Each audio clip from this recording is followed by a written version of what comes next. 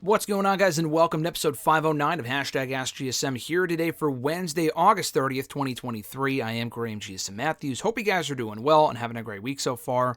It was exactly 3 years ago to this very day, August 30th, 2020, that Roman Reigns became Universal Champion. He has been a 3-year running Universal Champion as of today, which is just wild to think about. And there might be no end in sight. I still think he's probably losing it at WrestleMania. More than likely to Cody Rhodes, but we can't bank on that at this point because I said the exact same thing last year. I mean, a year ago today, I probably would have said, and I did, that he was losing it to Roman Reigns at Clash of the Castle, and he did not. But beyond that, I figured if he's not losing it to Drew at Clash of the Castle, he's probably losing it at WrestleMania to Cody Rhodes, and I'm still saying the same thing this year. That's not exactly set in stone. That's my prediction. We can all look back on it 6 months from now and laugh at it when Cody Rhodes does not beat Roman Reigns for the title.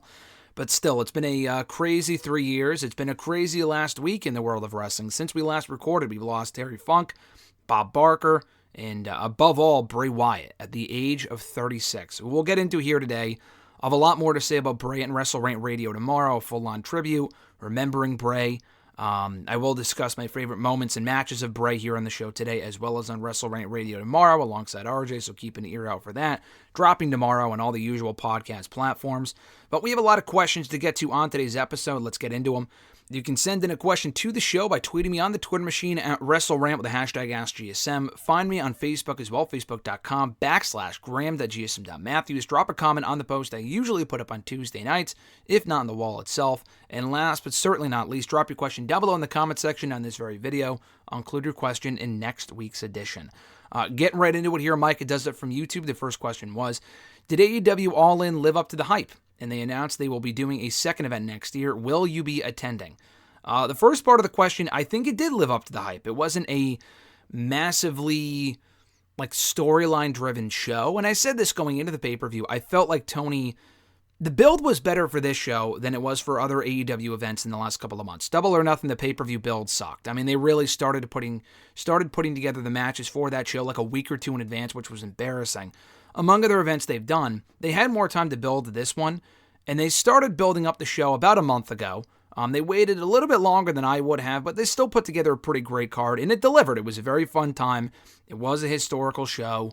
A lot of matches were good. No matches were all-time match of the year worthy, but there were no bad matches either. It was just a really fun time. It really was, like I saw Eric Bischoff say, it was the ultimate indie show.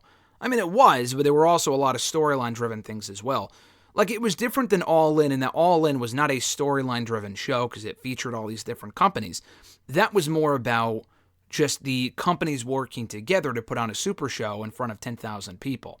This was in front of an actual company, that a company produced, one singular company, and it had all the storylines being, kind of culminating, not all the storylines, but a lot of different storylines, specifically with the main event guys, MJF and Adam Cole over the AEW World Championship. The women's title changing hands, among other things. So we had a lot of great moments, and the atmosphere alone really was what lived up to the hype. I mean, in front of 80,000 people, how does that not feel like a big deal? And it felt like a big deal. It felt like a memorable historical show, a lot like SummerSlam 92. And that I couldn't tell you a lot of what the undercard of SummerSlam 92 featured, but I can tell you that we got British Bulldog and Bret Hart in the main event on that show, and it was excellent. MJF and Adam Cole will not go down as the best match of the year by any means, but it was a great match, and I'll get more into that later. But I do think it lived up to the hype as maybe not the biggest show of all time. I'll get into that a little bit later as well. Someone else asked about that. But it did live up to the hype as being worthwhile, worth the price, and just worth the billing of it feeling like one of the biggest shows of all time for the atmosphere alone, and not for any one particular match or moment or whatever. The second part of your question, they announced they're doing a second event. Am I attending? I would love to. That would love to be on my docket. It just didn't work out this year to go to All In. I was just in Detroit a couple of weeks ago. I'll probably be at SummerSlam next year as well. But if I had a choice between the two, I would probably do All In, to be honest, over not All Out I don't typically go to. I have twice. I did go in 2021. I went to All Out weekend in 2019. I didn't go to the show itself, but I was there that weekend in Chicago. Depending on where SummerSlam is next year, I might just go to All In instead. We'll see. Just because I've never actually seen a wrestling show in London. And I've said this before, but my wrestling fandom started officially with that Raw in England in April of 2014, or 2008. It was April 14. It was April 14th in 2008 in England, where William Regal, the then Raw general manager, faced Randy Orton. Far from an instant classic from those two. But just everything about that show, the atmosphere, the crowd, Regal being from England was really what drove me to becoming a wrestling fan from that point forward. That was kind of the catalyst. So to go full circle and watch a wrestling show in England 15 years later, or 16 years later by the time next year rolls around, would be pretty fucking cool. So I'm not guaranteeing I'll be there next year, but if it's an annual thing, I have a couple of years. Hopefully they continue to do it from year to year, whether it's at Wembley or not. It sounds like it will be at Wembley next year, which is cool. Same exact weekend. I would love to attend next year's event. That's currently on my list of goals for 2024. His second question, do you think if Santos turns on Rey Mysterio that Dominic should take over as the new LWO leader? That's not a bad idea. If Santos turned on Rey, would it depends on what the other members of the LWO do. Cruz del Toro, Joaquin Wilde, Zelina Vega, do they turn with him? Or is it just Santos? That's the question. Because if they turn with him, then I would imagine Santos would just be the new leader. Like, is Santos still in the LWO in your scenario and Dominic just takes over as the leader instead of Rey? There really is no leader right now. Rey's kind of like the ambassador member. He's the most experienced, obviously, but that doesn't necessarily mean he's the leader of the group. I would say no, Dominic is doing great work right now. In the Judgment Day, he's on Raw anyway. Not that that really matters, but I can't see him being officially a Raw guy while also appearing on SmackDown weekly. So the answer there's probably no. He would have to leave Rhea. He's got a great thing. I don't know if Dominic works as the leader of a faction. He works as a member of Judgment Day, which I didn't think would work a year ago, but it really has turned out exceptionally well, obviously, and he's really made the most of it. I don't think Dominic really works as the leader of a faction like the LWO. I think if anything, Santos would turn them with him, and he would be the new singular leader over Rey Mysterio, who would no longer be in the group. The LWO entirely might just disappear if it's intended solely to be a babyface faction. They may not want to turn them heel but not attach the LWO initials to the group. They might just go back to being, at that point they're just back to being Legado del Fantasma, so they might just go back to being Legado exclusively. So I'm going to say no to that. Dominic should just stick with Judgment Day, stay on Raw, stay with Mommy, Rhea Ripley, and keep them apart. Dominic and Rey, I would have entertained that idea 6 months ago when Dominic was feuding with Rey, but we're past that point now. Chris L. from Facebook's got a hefty question here. He says, I started watching Impact Wrestling in 2006, back when it was called TNA Wrestling, and despite its uneven booking and the fact that it was trying to be a modern-day WCW, I thoroughly enjoyed it. Even went to a couple other house shows here in Poughkeepsie and had a great time at each. However, by the end of 2008, I felt like the product was trying a little too hard to be WCW 2.0 until it was made official when Hogan and Bischoff signed. Can you tell me the time a lot of wrestling fans turned on the promotion as a whole? And do you think there's any way of ever truly capturing that exciting magic it once had? Great question. So with TNA, when fans really started to turn on it, it was when Hogan and Bischoff signed. Although I'll tell you, I started watching TNA, interestingly enough, in 2008.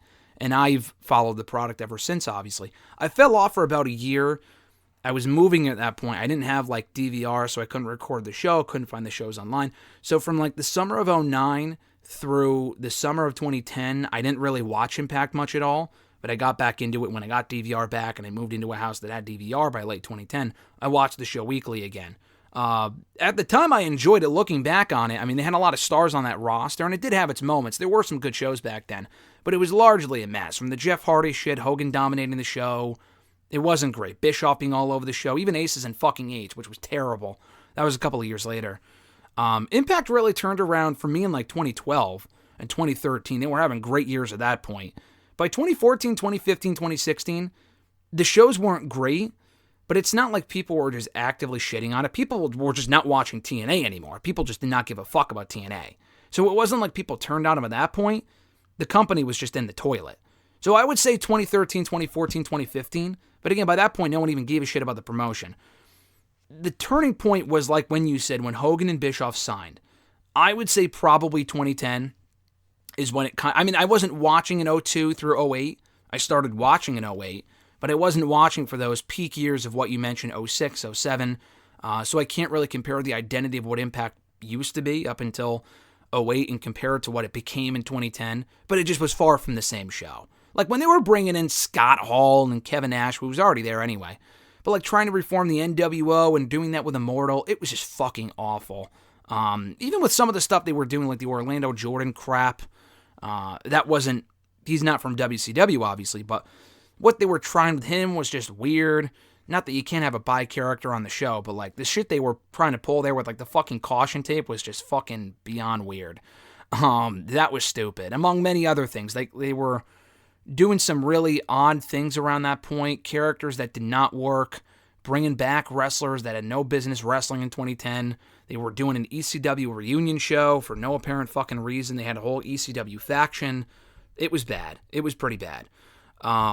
I would say probably people turned on them in 2010 because it was far from what it used to be. Like when they went to Mondays and they had all this buzz at the beginning of 2010 and then it failed miserably. I noticed a lot of people even like pre-peak Twitter, when Twitter was around, but not a lot of people were on it at that point. People were like, yeah, this is just fucking god awful. Like I can't watch this shit anymore. It's so bad. 2010, 2011, 2012. 2012 by that point, they kind of recaptured some of that magic. It wasn't the exact same thing from 10 years earlier. They were just a great different product altogether and a great alternative to WWE because there were points in 2012 WWE was complete and utter shit. And when TNA was at their peak in 2012, they were doing great stuff with the stacked roster that they had. And then they reverted back to their old ways by 2013 and it was just a shit show again and they lost money and they were having financial troubles in 2013 and 2014, 2015, 2016. By that point, if people were still watching Impact and watching TNA, it was just a disaster. 2017 was just terrible. So, and at this point, Impact does great shows. I've thoroughly enjoyed Impact the past 5 years, ever since Don Callis ain't there anymore. But when Scott D'Amore took over as like the new president for Dixie Carter in 2017, 2018, he really did a great job of turning things around and making its own little niche product. I mean, it's not a niche product, but it doesn't have the same production value it did even 10 years ago, even 5 years ago or 6 years ago. But it's a great weekly wrestling show I've enjoyed now for a few years, and it'll never have that same buzz that it did. If that's what you're asking, you said magic. It will never have that magic again. Impact will never again reach those heights. Because you got to remember, too, AEW is a thing now. 10 years ago, 10, 15 years ago, AEW was not around. TNA was like the only game in town beyond Ring of Honor that also had its own magic at that point. Ring of Honor's still around, TNA's still around, but Ring of Honor is basically a developmental show for AEW at this point. I'm glad they bought it and kept it around, but it's basically dark for AEW. And Impact, as great of a product as it is, and some of the stars they still have there and have created for other companies like a Bobby Roode and AJ Styles, Samoa Joe, people like that, it's just not remotely on the same level of what it was even 5-10 years ago. Just for a number of reasons. Because AEW is around. New Japan's a lot hotter now than it was 10 years ago. There's other companies as well, so there's a lot more wrestling, which is great for us, but not so great for Impact. They're a great alternative show, but they'll never again have the same buzz or magic that they did, at their peak 15 years ago, I would say. Chris's second question. I always felt like Alexa Bliss was pushed too fast, too soon, the moment that she got called up to the main roster from NXT. I know they were trying to make new stars, but she was nothing special in NXT besides a good heel manager, and despite having loads of charisma, she was still green as Shrek in the ring and being carried in matches. It wasn't until she moved to Raw, where a good portion of the online and WWE audience turned on her and criticized her online for her in-ring work and that she was only being pushed because she had the right look in Vince's eyes. While I am an Alexa Bliss fan, I agree that making her a 5-time champion within the span of 2 years was not the smartest choice. What are your thoughts? I completely disagree. I think Alexa Bliss did great work. Was she ever the greatest wrestler on the roster? No. And they pushed all four of the four horsewomen. I mean, Charlotte, Bayley, Sasha, Becky are all multi-time champions. So it's not like she was ever... I mean, Becky kind of fell off after a little while in the WWE draft. She got pushed initially on SmackDown in 2016. 2017 was not her best year. She did absolutely fucking nothing in 2017, did Becky Lynch. She didn't really get back on track until 2018. But largely, for the last 5 to 8 years, all the four horsewomen have dominated that division. So it's not like Alexa Bliss was getting more opportunities or more screen time or has had better matches or a bigger push than any of the other 4 women I mentioned. Even Asuka has gotten more screen time and more accolades and longer runs than Alexa Bliss has. Alexa Bliss, I'm really glad they took a chance on her, because when she was in NXT, she was good, and she had a couple title opportunities, but she never really did much beyond being a heel manager, like you said. She was never the best in-ring worker, but she's not terrible either. I mean, I've seen far worse wrestlers like fucking Dana Brooke, who seems like a great person, but her in-ring work has always been abysmal. Alexa Bliss will never be praised for being the best in-ring worker on the roster, but she didn't need to be. You mentioned it yourself, she had charisma, and moreover than that, she could talk. Alexa Bliss could talk better than even Becky Lynch could in 2016. Becky Lynch was not out there cutting great promos in 2016. She was in 2018 and 2019 and even today, but she wasn't at that point. Alexa Bliss was light years better than Becky on the microphone. And that's why Becky was a short-lived champion. And Alexa Bliss took over for the better part of late 2016, 2017, because she had a great look. She was marketable. She was a great heel. She was an excellent heel, a great foil for people like Becky, people like Naomi, people like Bayley on Raw, Sasha Banks a little bit later on, and people like that. She worked well with pretty much everyone. She was not in there having bad matches. Did she have to be carried sometimes? Sure, but she can go in there and hold her own. She was having quality matches with all those women. She will not go down for having like a top 10 list of like the greatest matches of her career, all these instant classics the same way that Charlotte has, and again, Sasha, Bayley, and Becky. But she's gone in there and cut great promos, connected with the audience, has consistently been over, and has also proven to reinvent herself many times over. Again, she was just a mere manager in NXT, but she came to the main roster, took that ball, ran with it, and became a great singles breakout heel. She was a babyface for a little while in 2019, and she got over in that role. She was a host. She was a talk show host. She hosted WrestleMania, excelled at that. She did the tag team thing with Nikki Cross, excelled at that. She did the heel thing again, and she also joined Bray Wyatt, which was great early on, kind of jumped the shark in 2021 when they were doing like the cinematic bullshit. But early on in 2020, when her and Bray Wyatt were, I mean, up until, like, I would say her and Bray were doing great stuff up until Bray was taken off the show in 2021 and was later fired. Up until that point, Alexa was doing great work, and it wasn't really her fault that she was doing bad work in 2021, but what they were having her do was just fucking terrible. But that character worked for a while. She came back as a babyface. She turned heel again right before she left earlier this year. She's been injured a lot, and that has hindered her main roster run. But overall, she's been a success. She's been one of the best call-ups they've had in the last 10 years. Like, I don't think anyone can argue that. Was she pushed too soon? I can't even say no, because, again, they needed to make new stars coming into that brand split in 2016, and they made Alexa Bliss a star on SmackDown. She was not a star in NXT. I mean, she was, but not to the degree that she became on the main roster. And they gave her big opportunities. She held her own, got over, and not a lot of people did. A lot of people have come up from NXT, whether it was their own fault or the booking, which it primarily is. It's usually the fault of the WWE themselves. Alexa Bliss got over in spite of all of that and became a great heel. She was pushed, yeah, but she made the most of that push. There's a lot of people that have gotten pushed that just didn't get over it and did not sustain that momentum. Jinder Mahal, many other people.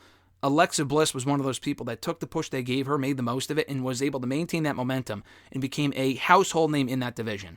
And still is when she inevitably comes back, I would imagine, after she has her kid and whatever. She'll still be over. Alexa Bliss comes back every once in a while and gets great reactions. Heel or babyface, she plays her role very well, specifically as a heel. So no, I can't slight Alexa Bliss at all in terms of being pushed too soon. Because no, they needed new stars, specifically on SmackDown in 2016, when it was, yeah, they had Nikki Bella, but she was part-time at that point, because she came back from the neck injury in 2016, but it was clear that she was on borrowed time. She would not be around for long.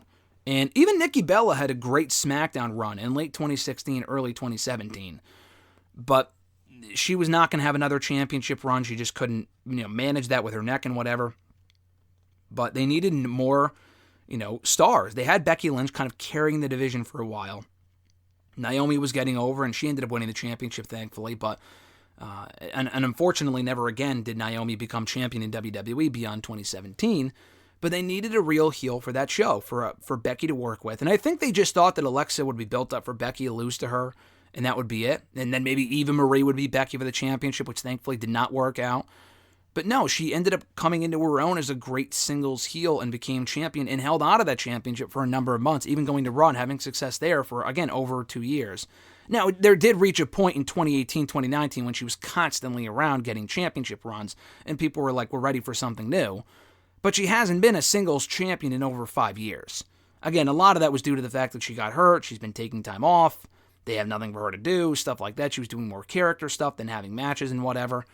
But still, I mean, she was over-pushed towards the end there, but early on, I cannot fault WWE at all for the push they gave her, because she became a real breakout star and is one of the few people that got pushed initially and still has that same momentum all these years later.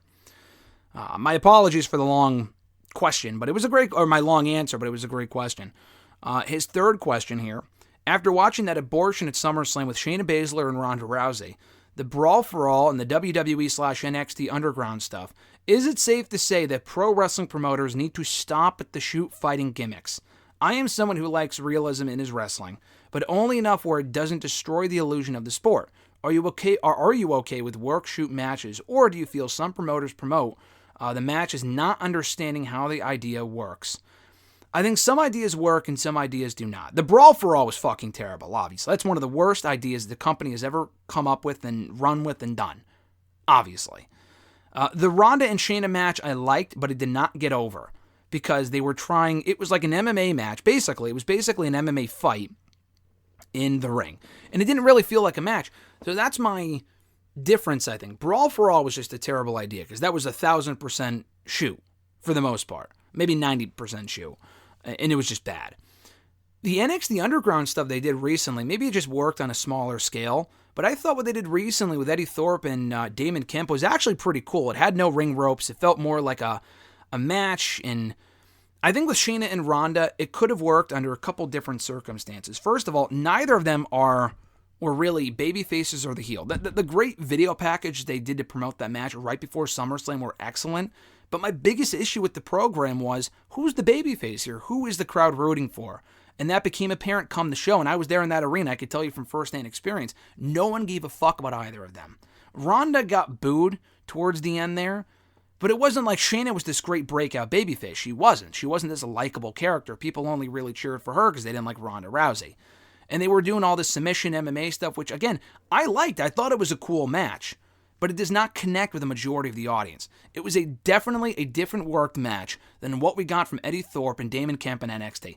That felt more hard-hitting. That felt more like a match, but more like a fight, a wrestling fight than Ronda and Shayna, which really felt like a fight you would see in the UFC, like more technical-based and stuff like that, and hitting each other and shit like that, and a little bit gritty, but it felt like a WWE version of it, a much watered-down version of it. The characters you couldn't really connect with them. It just didn't work. It also came in a show where people were just not tired because it was in the middle of the show, but it killed the crowd for a while. And people don't want to see that worked shoot sort of stuff.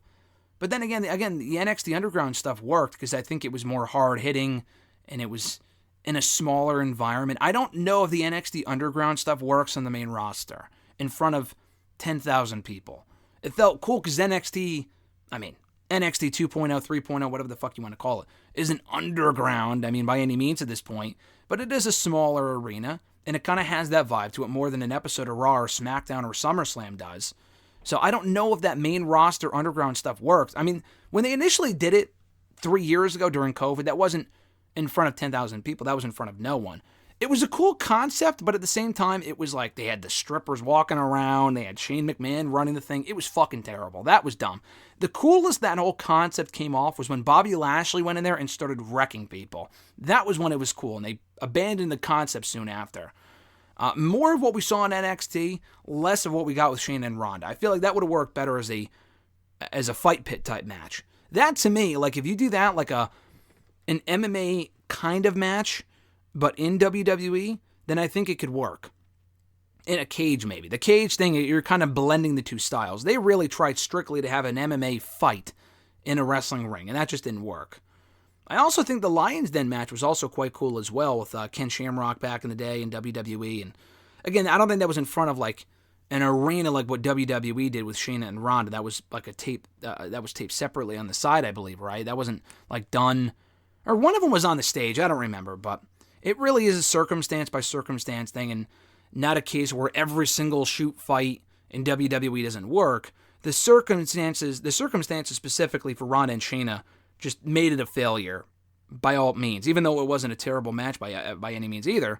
It really is a matter of, like, do you have a great story here? Do you have two strong characters that can carry this thing? Does it feel gritty enough? Does it feel hard-hitting enough to really connect to that wrestling audience, but also feel like it's an MMA fight? Shayna and Ronda did not have that. Some of the other stuff did. Brawl for All did not. That was just dumb. That was just flat-out dumb. NXT Underground had that. But again, I think it's a circumstance-by-circumstance basis. A case-by-case basis, rather. No L from YouTube, or rather from Facebook. I wrote YouTube here. Their first question was, do you think it was a good idea for Saraya to win the AEW Women's World Championship at All In? Yes and no. I wasn't hoping she would win just because Saraya does not work many matches at this point. Nor should she. I mean, her neck, she's had issues with her neck. She doesn't work consistently. She hasn't really had a great match since coming back to AEW in the ring. She's had decent matches, no great matches. And it's not a ring rust thing at this point either. I mean, she's been back for almost a year now, so it's not like, oh, she needs to work off the ring rust. She's been back for a while. Saraya is not the performer she once was even 10 years ago. I would say she's older, but she's still like 30. I mean, she's not 50 or whatever. She's not 45. She's 30, but again, she was out for a very long time. It's a different sort of style now than what she was doing in NXT and even on the main roster early on. So I don't know, maybe she doesn't work consistently enough to really kind of get her, find her footing again and really get back into it. But she can't work more frequently because at the risk of her neck and whatever, per the advice of the doctors. So I don't know. Keeping the championship on her long term would not be a great idea. I did not hate the idea of her winning as much as most, just because it was a cool moment for her. Because above all else, whether you like her run or not, she hasn't had the greatest run in AEW by any means. But listen, she was someone that was told 5 years ago that she could never wrestle again. And then she defied all odds, left WWE. They didn't renew her contract, I believe. And she went to AEW, and they cleared her. After extensive research, apparently. I mean, they looked into it. It wasn't like, oh, you're clear just because we want you in the division. I mean, they were pretty skeptical from what it sounds like to clear her, and they did. And again, she hasn't had this great, run by any means, but just the fact that she gets to wrestle at all is just a blessing to her. And as a fan of her myself, it's cool to see her, back in the ring.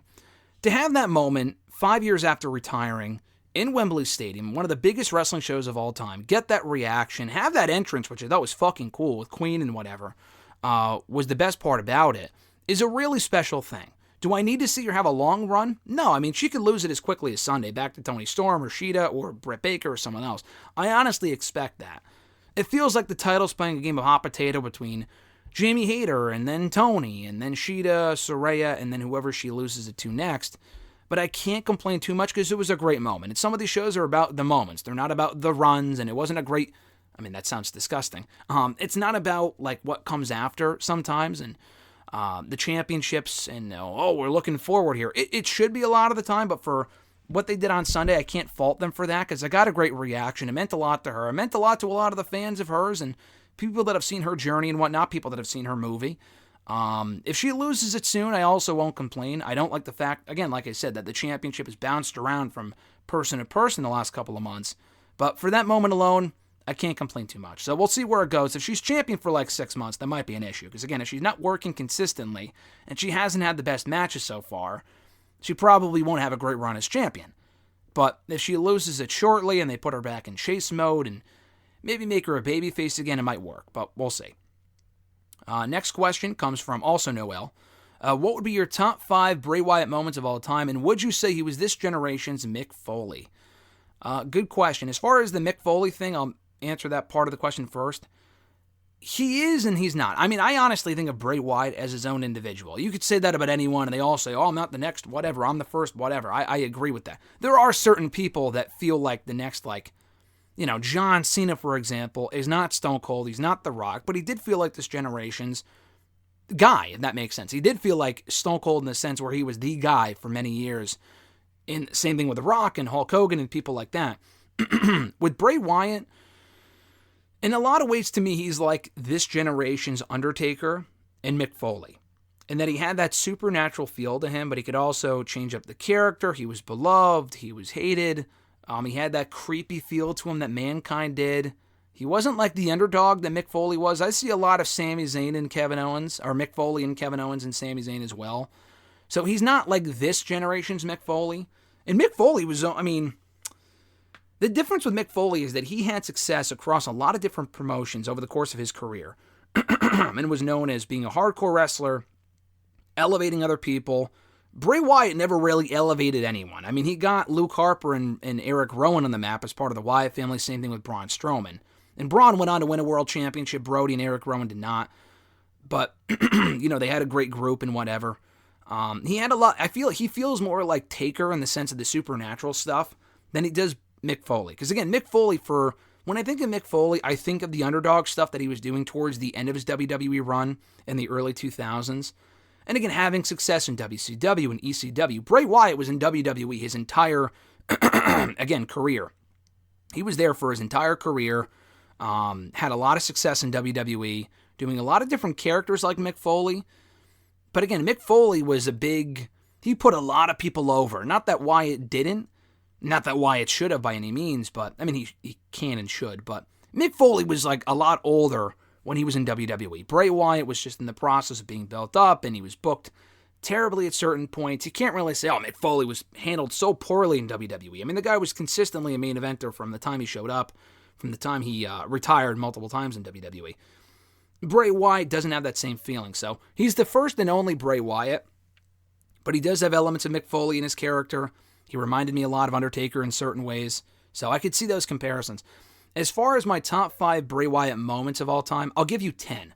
I honestly couldn't limit it to just 5, so in no particular order, the first Fiend entrance at SummerSlam 2019, he came back as The Fiend in the summer of 2019, but he didn't have an entrance until SummerSlam when he faced Finn Balor. And the remix version of his original theme was just fucking cool. It was one of those things where it had a lot of buzz early on. And they obviously ended up killing it due to the whole Hell in the Cell thing. We know that. But early on, it had that special aura to it where it really felt like it was so different than anything else we had in WWE at that time. And WWE in 2019 was not great. Especially in like the summer and beyond, the fall sucked. Like right before COVID, WWE was not on a hot streak at all. That second half of 2019 specifically sucked. But The Fiend felt special, and that first entrance was awesome. And speaking of entrances, a second moment, his WrestleMania 30 entrance. Right after it was over, and right before he lost to John Cena, like 20 minutes later, I said on Twitter, and I said in my mind, this guy's a star. I already knew that going into that show, but like that to me was the peak of Bray Wyatt in WWE. He had a great run up to that point, debuting in the summer of 2013, running through everyone, having great matches with The Shield and Daniel Bryan at Royal Rumble and Elimination Chamber, respectively. He should have beaten John Cena on that show. He didn't. I'll get to that later, actually. More on that related note a little bit later on. But that entrance with the live rendition of his entrance music was just something special. So I got to put the Mania 30 entrance on there. His 2022 return in his subsequent SmackDown promo, I would put both of those things on there as well. When he came back at Extreme Rules last year, I was there for that one, so I'm biased. But all of the hype going into that with the White Rabbit campaign, so to speak, and the QR codes and the ultimate payoff at Extreme Rules was done perfectly. Was done just absolutely perfectly. And the SummerSlam, or rather the SmackDown promo that he cut a couple days later as himself, feeling like Wyndham more than Wyatt, was special too.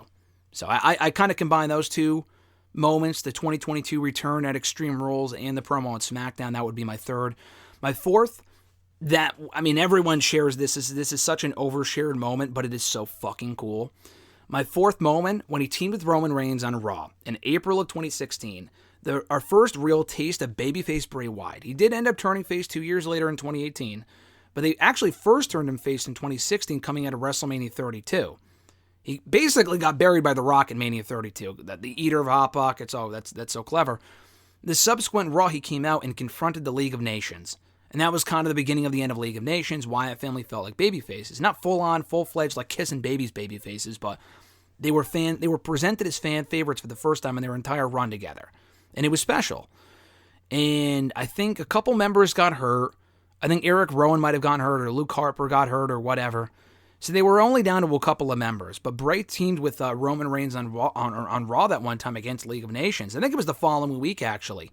And that one moment when Bray hit Sheamus with the Sister Abigail, and he turns to Roman and does like a gun motion with his fingers and pulls the trigger just as Roman spears Alberto Del Rio. And maybe the roles were reversed, maybe he hits the spear on Sheamus and Wyatt pinned Del Rio. Either way, it was fucking cool. And then he got hurt the following week and it was over. But that was, I mean, people share it all the time. The execution on it was shit on the camera angles, but that camera angle was amazing. That was super cool. Fifth moment, and again, I'm blending matches and moments here, but number 5, Daniel Bryan and Bray Wyatt from the Royal Rumble in 2014. I think Bray Wyatt's best match in his entire career in WWE came very early on against one of the greatest of our generation, if not of all time, Daniel Bryan. A great story there, and you would think Bryan, after losing to the Wyatt family time and time again, he had all this momentum coming off that steel cage moment. I guess you can kind of count that too. I mean, it was either the moment in the ring on Raw where Bryan turned on Wyatt. I mean, again, you can kind of combine those as well. That moment on Raw where they were doing their thing and Bryan turned on the Wyatt family, that was amazing. But you can also include the Bray Wyatt thing, where when Bray Wyatt beat him at Royal Rumble, that match itself was excellent. It was Bray Wyatt's best wrestling match of his entire career. It was the culmination of a great story, and Bray Wyatt had all the momentum after that. He had a lot of momentum going into that moment, but especially coming out of it, beating Bryan, I think clean, was amazing. The very next month, number 6, facing the Shield. That Shield match, the Wyatt family and the Shield, their first face-off on Raw. I mean, leading up to it, it had a great simple build, but when they first faced off in that match, on that show, I think in Minnesota or whatever, and it was 3-on-3, they were all facing off, it was a great moment. The crowd went nuts, the match itself was amazing, Wyatt family won clean, I believe, and again, he had all the momentum at that point, he had all the momentum in his hands, so to speak. That Shield match was amazing. They had a lot of matches, you know, in their few years together in WWE, specifically early on in 2014, that was their best. That was something special. Number 7, winning the WWE Championship at Elimination Chamber in 2017. Such a great match, probably one of the best chamber matches of all time, honestly. Not just because Wyatt won, but the execution of it, the in-ring action, it was a new chamber, it was the debut of that new chamber they did.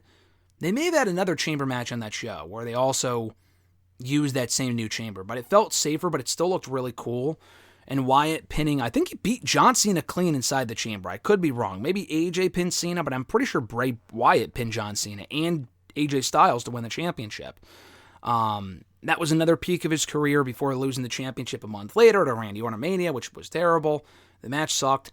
But winning the WWE title, the match and the moment itself, one of the best moments of his entire career. Number 8 came a couple months before that. Again, in no particular order. I'm not ranking from best to worst or by any means, but just moments that came to mind. Number 8, a couple months prior to that point, winning the SmackDown Tag Team Championships with, that would have been Randy Orton at TLC. That whole Randy Orton Bray Wyatt storyline, I mean, it fell off the rails after Wyatt, burned the Wyatt family compound. I mean, the match itself was terrible. When Randy Orton turned on them, that was when the storyline took a turn for the worse. But prior to that point, when they were together for a couple of months from October through February, it was great. They were doing great stuff on SmackDown. They were partners. They had amazing chemistry. They won Survivor Series against Team Raw together, and they became tag team champions. It was Wyatt's first taste of gold in WWE, long overdue.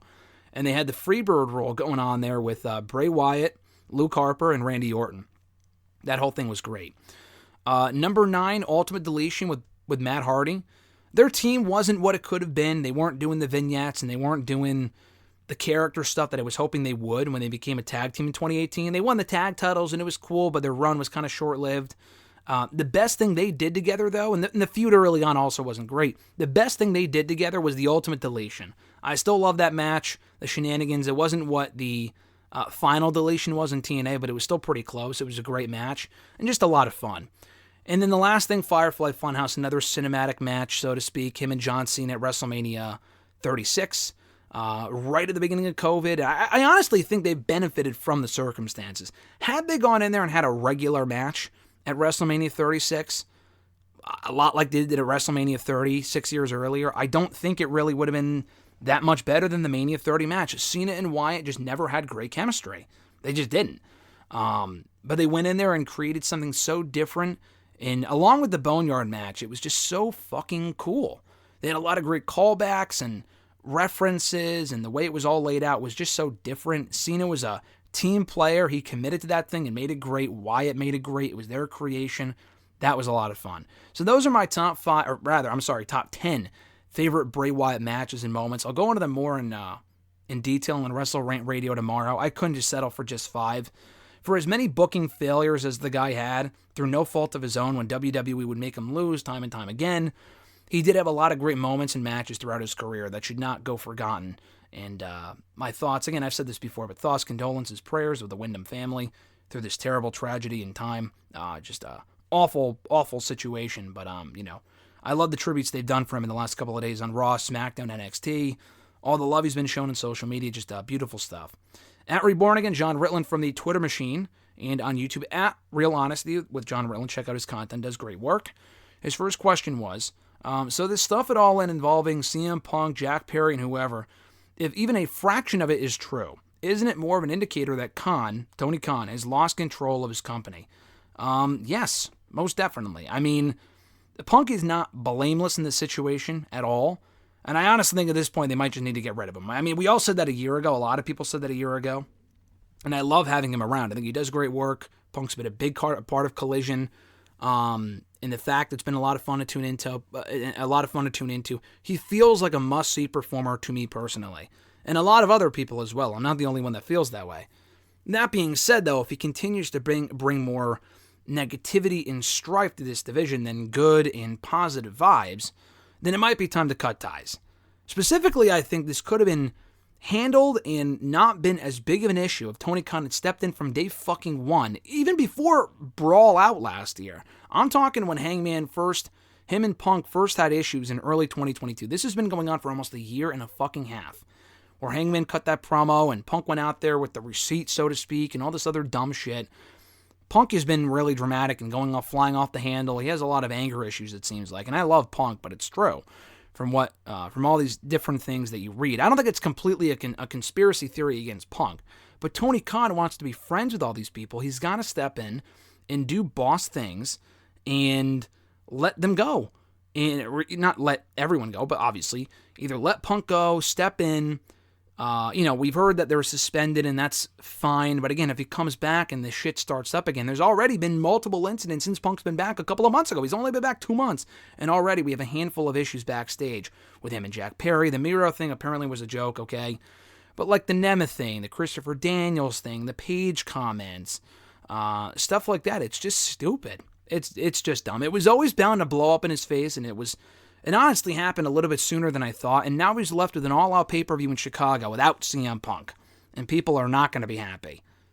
So, yes, he has lost control of the company. He lost control of the company a while ago, and wanting to be friends and wanting to be a fan and a mark for all these people, chanting CM Punk at the fucking monitor when he made his first entrance back a couple of months ago. I mean, that's just embarrassing. I think Tony Khan's passion for pro wrestling is admirable, and it really adds to the promotion in a lot of ways.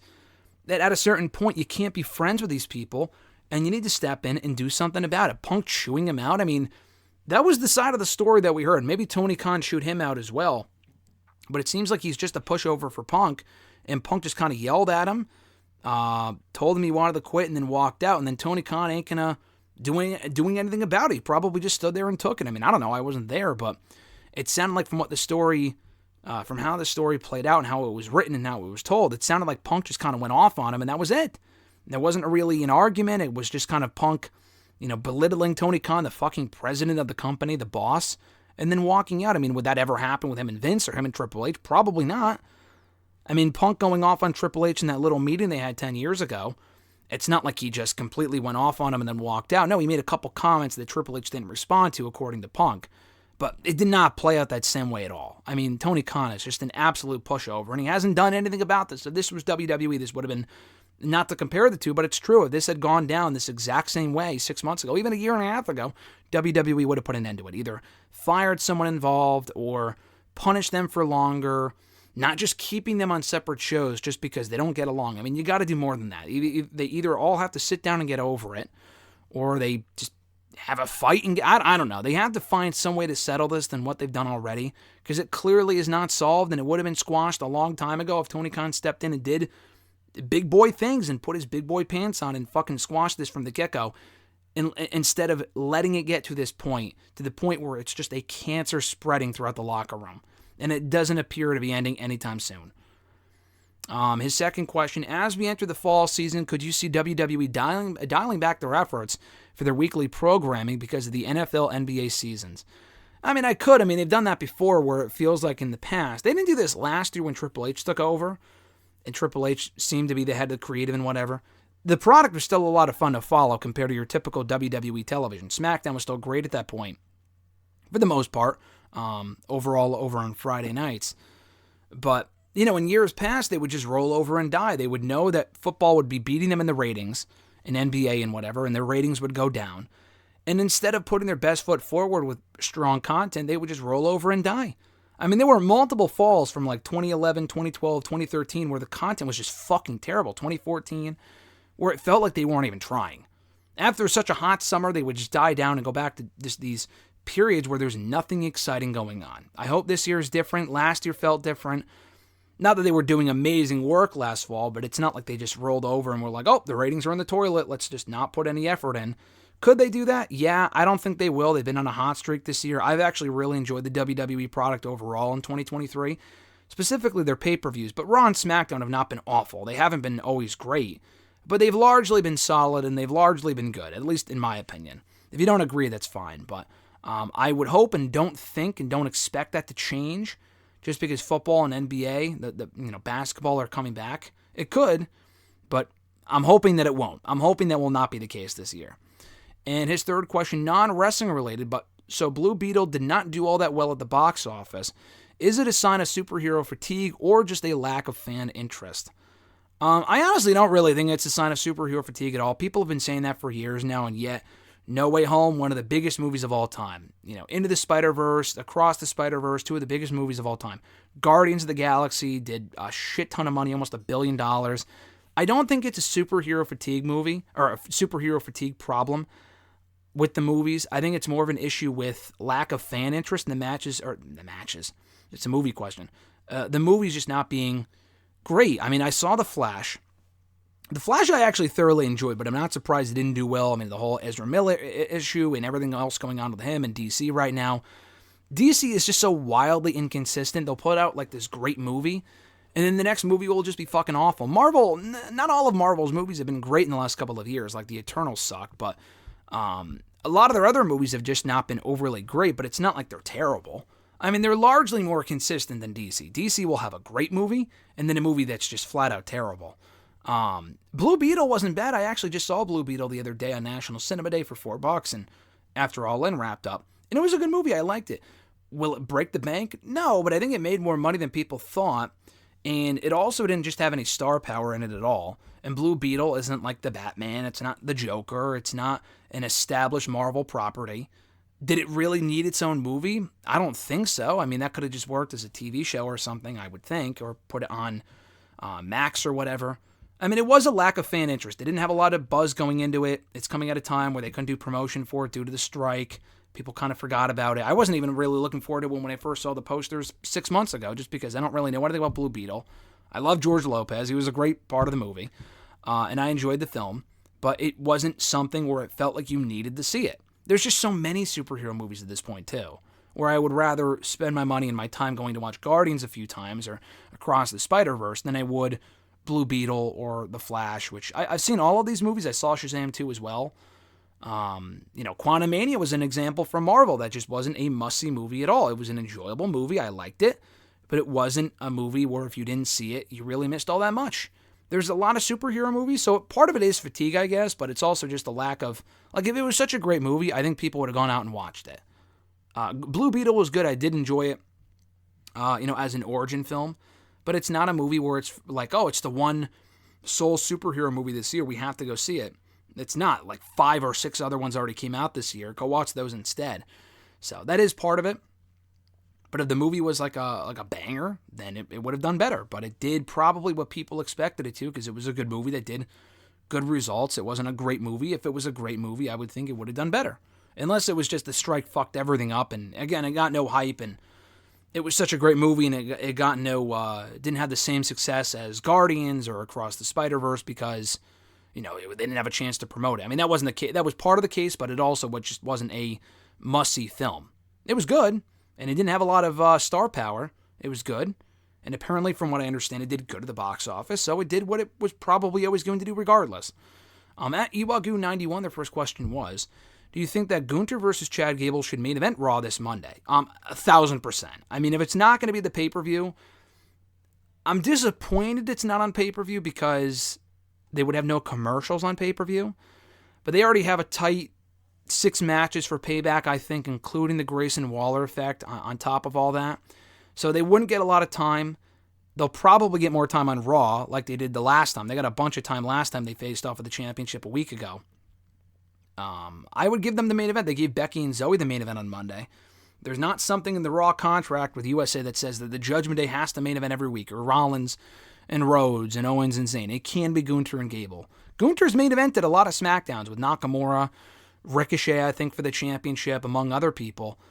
They could certainly close out Raw with Gunther as the Intercontinental Champion. I mean, it's a big deal, too, because if he wins, he basically breaks the record. If he loses, he doesn't. So either way, it's a win-win, I think. They should absolutely close the show, and I think there's a pretty good chance of that happening, unless there's some major angle where they have to close the show with that instead. His second question, do you think that Walter and Dragunov won in 2020 is the best WWE match of the pandemic era? I do. I love the Boneyard match. That would be a close second, although that wasn't really a match. It was, cinematic and whatever. Still a match, but you know what I mean.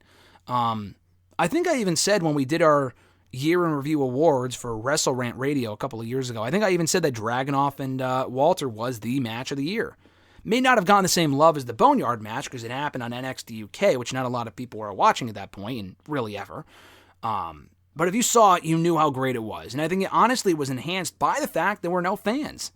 People loved that match so much because you could hear all the chops and the drama and the shit talking and stuff like that. It was an amazing match. And the second one was amazing as well. The following year when they ran it back at, I think, Takeover 31.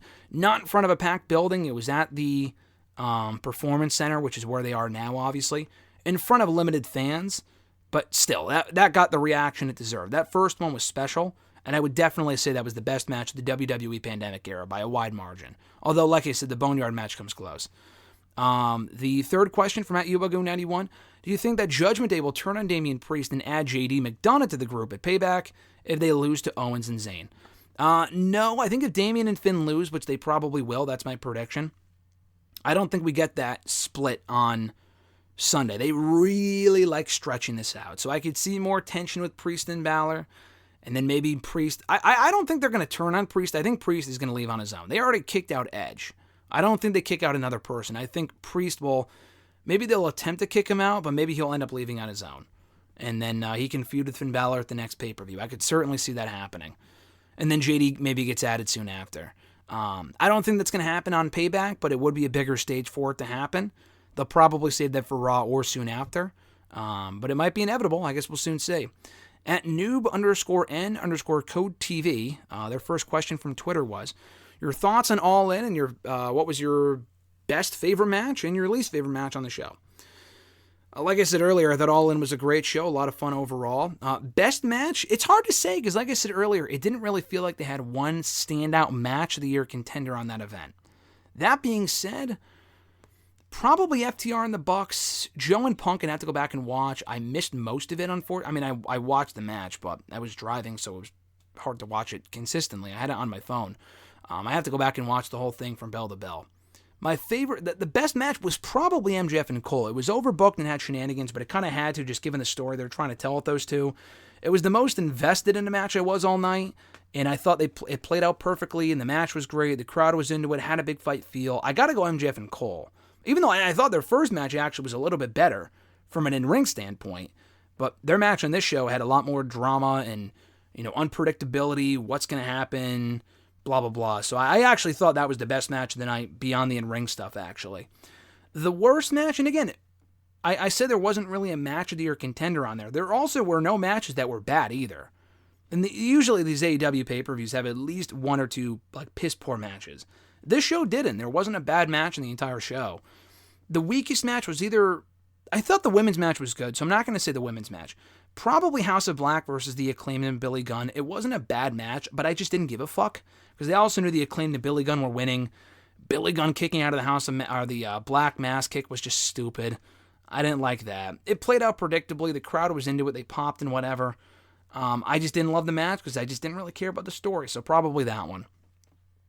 Their next question, with Camille's historical run as the NWA Women's Champion over, what's next for her after NWA 75? Will she get signed to AEW or WWE?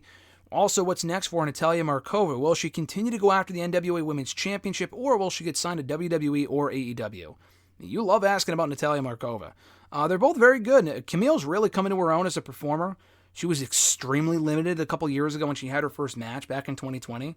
But they've really done a great job of grooming her to be this great champion and having great matches this past year or two. I would like to see either of them in WWE, to be honest. WWE doesn't have a lot of women like them. Specifically, I mean, Natalia has like that Barbie look that WWE would like, but she can also go in the ring and she can talk too, and she has that great heel aura about her. Camille's just a big fucking woman. She's not like big as in like fat or anything, but like she's very tall. She calls herself the Brick House, and she is. She doesn't have great mic skills. She's better than she was, but she's still not great. She's gotten a lot better in the ring though, and she can carry herself like a star. I would say take a chance on both of them. I don't know. I don't think Camille lost the championship because she's headed to WWE. I think she's sticking in that NWA. I feel like if she was going to leave, she would have left by now. Same thing with Markova. I could see Markova getting more chances, maybe an Impact. I mean, AEW has their own issues. I think with both women, if they were to go to AEW, what the fuck are they going to do? I mean, AEW already has so many women they're not doing shit with 2 championships, no less. I don't think AEW is a good landing spot for either of them. I would say go to WWE. I just haven't heard any rumbling, so I'm going to say they're probably not going to WWE anytime soon, if ever. So they'll probably just stick around in the NWA, continuing to spin their wheels, even though I think they have a higher ceiling than what they're allowed to accomplish in NWA.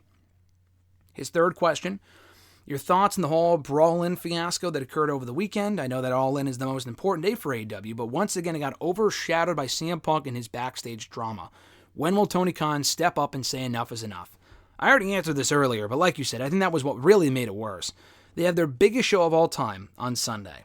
And all that people are talking about in the days since is the backstage drama with CM Punk and Jack Perry and everyone else. It's fucking embarrassing. It's embarrassing, dude. And that's coming from a Punk fan. It's embarrassing for him. It's embarrassing for Tony Khan. It's embarrassing for AEW on the whole.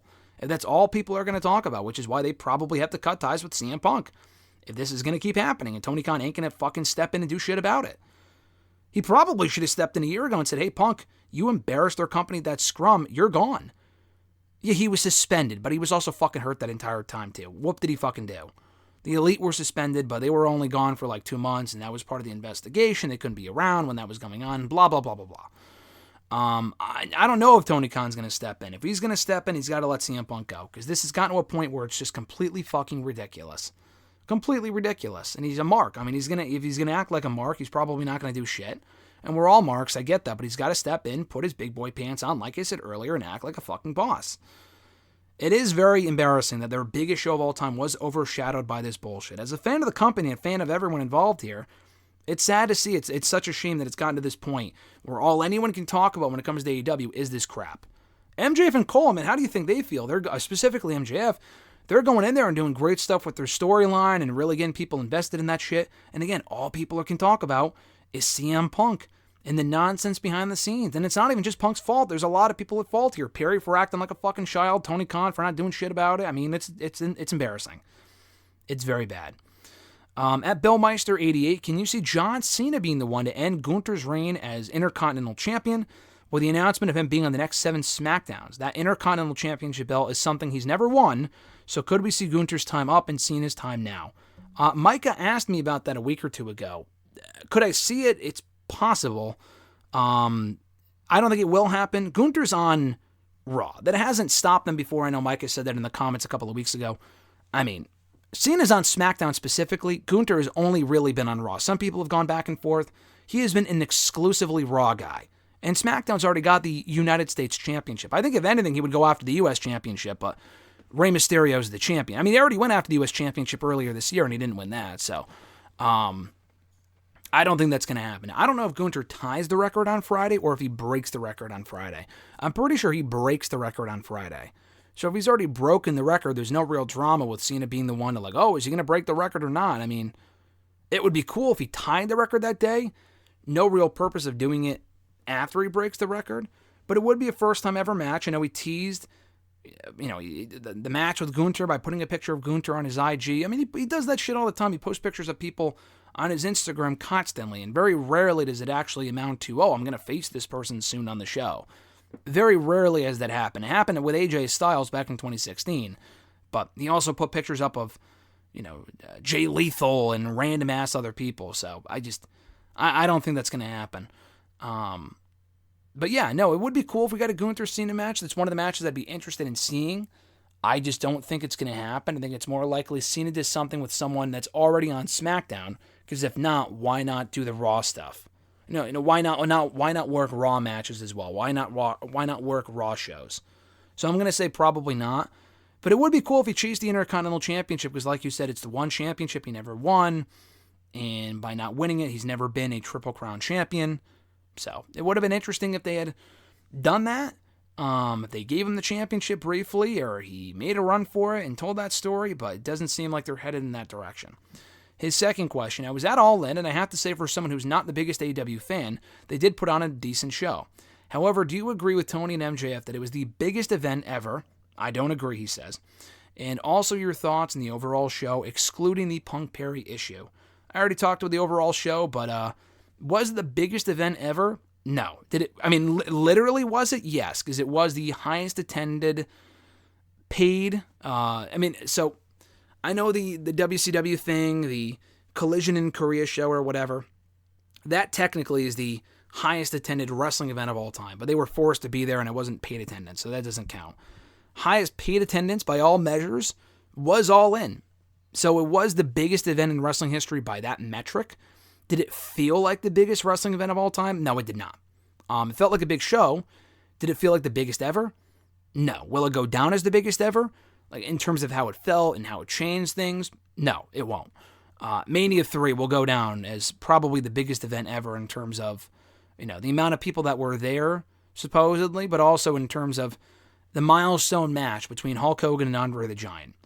MJF and Adam Cole had a much better match than those two, but it'll never be remembered on that same level by any means. I mean, this probably isn't even the culmination of that storyline by any means. They're just getting started. That was just one chapter in their story, not the beginning and not the end. It was somewhere in the middle. So it will be remembered as a big show, the biggest ever. No, it will not be, and I can't imagine it would be.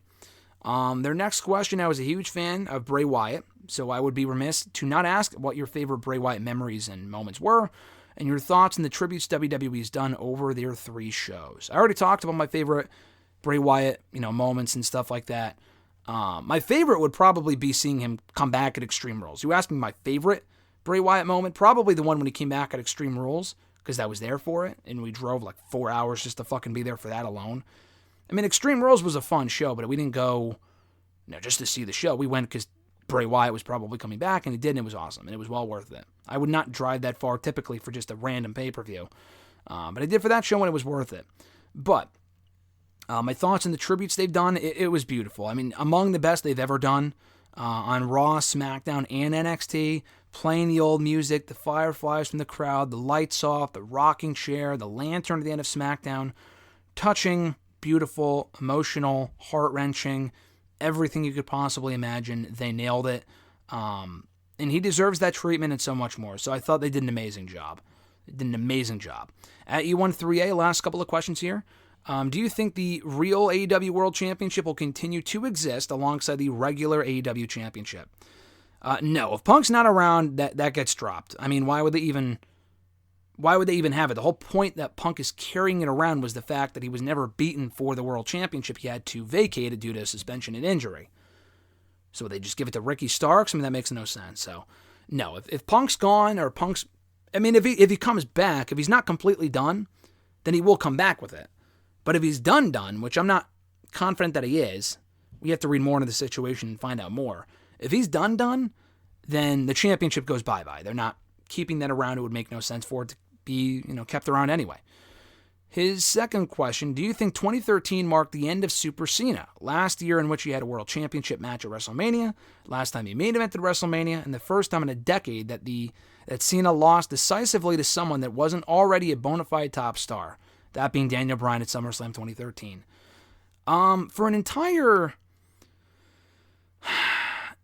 For an entire year, yes, that marked the end of Super Cena, but I feel like we were still getting Super Cena vibes into 2014. You could even make the case into 2015. I mean, not with the US Open, because he was winning all of his matches, obviously, as champion, but it felt like he was helping to elevate those people and going in there and having great matches. But, like, he didn't bury Rusev, but did he really need to beat Rusev? Yeah, it led to the US Open, but could Rusev have beaten Cena a couple times and retained the championship? Yes, but he didn't. Rusev went downhill after that, so that felt like a Super Cena moment to me. But we got Super Cena even more so in 2014 when he beat Bray Wyatt twice and won the whole program, including at WrestleMania, when he had no business winning that match. That, to me, was the epitome of Super Cena. Whether that was his choice or not, which it didn't seem like it was a WWE booking failure. And the feud was great, but they had Cena win that match when he absolutely had no reason to. Bray had all of his minions at ringside, Luke Harper, Eric Rowan, all this interference, and he still fucking lost. And he won the Extreme Rules match with the help of kids at ringside, which was just dumb. It was stupid. After Mania, that program went downhill.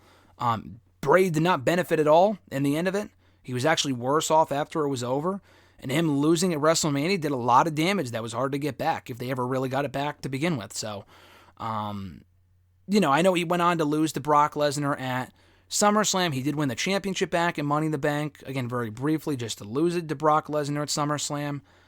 So, I mean, it didn't feel like he wasn't burying these people in 2014, but the Bray Wyatt thing to me was like the epitome of Super Cena to me, where it's like, he did not need to win that. He served no purpose by winning that. It felt like a Super Cena moment. And I was still sick of Cena in 2014. I was sick of Cena in 2015. The US Open stuff was great. People were still chanting, Cena sucks. It wasn't until like 2017, 2018 when he came back that people kind of turned the tide and were like, wow, we actually kind of like the guy. That started to happen in like 2015, 2016. In 2013, 2014, people were still definitely fucking sick of him. 2014, I would say, was the official end of Super Cena, but you can make the argument for 2013 as well. And last question from Emmanuel here. His last question was, will WWE Payback 2023 or AEW All Out 2023 be better? Probably All Out. Payback is their first show that's not like in international waters or a big stadium show. It should still be a great show, but I doubt it is. Like, it honestly feels like Extreme Rules last year, which was a great show overall. People do not talk about it as one of their best shows because it pales in comparison to SummerSlam and Money in the Bank and Mania and Elimination Chamber and even the Rumble. It's probably going to be one of those shows where it's a very good show overall, but will not be remembered. I mean, the same thing can be said for All Out, but Chicago's usually a great crowd, Punk or not. I mean, Punk won't be there apparently, so that's going to be a problem. We know nothing about All Out, but typically AEW has put on great All Out shows. Last year was a good show, not a great show. Clash of the Castle was better than All Out last year. That to me was not a fact, but it was, pretty clear to me anyway. I do think All Out will be better. We know nothing about the card, but I still think it'll end up being a better show. And that's not a slight against WWE. WWE's pay-per-views have been consistently great all year. So I would probably have to say Payback, but I just don't think Payback's going to be a very big show. No Bloodline. We do have a World Championship defense, which is great, and a couple of very good matches. It just doesn't feel like a very important show. I honestly kind of forgot we had a pay-per-view this weekend, let alone fucking two. It will be close. I'll go All Out will be better, but it's a toss-up, and both should be a lot of fun to follow. And that's going to do it, guys, for episode 509 here today of #AskGSM for Wednesday, August 30th, 2023. Thank you guys, as always, for sending in your questions to the show. I appreciate it. Be sure to tweet me on the Twitter machine at WrestleRant with the #AskGSM. Find me on Facebook as well at facebook.com/Graham.GSM.Matthews. Drop your questions on the post I usually put up on Tuesday nights, if not in the wall itself. And last but certainly not least, drop your question down below in the comment section in this very video. I'll include your question in next week's edition. Enjoy the rest of what we have left this summer, folks. I'm Graham GSM Matthews, and I'll catch your ass down the road.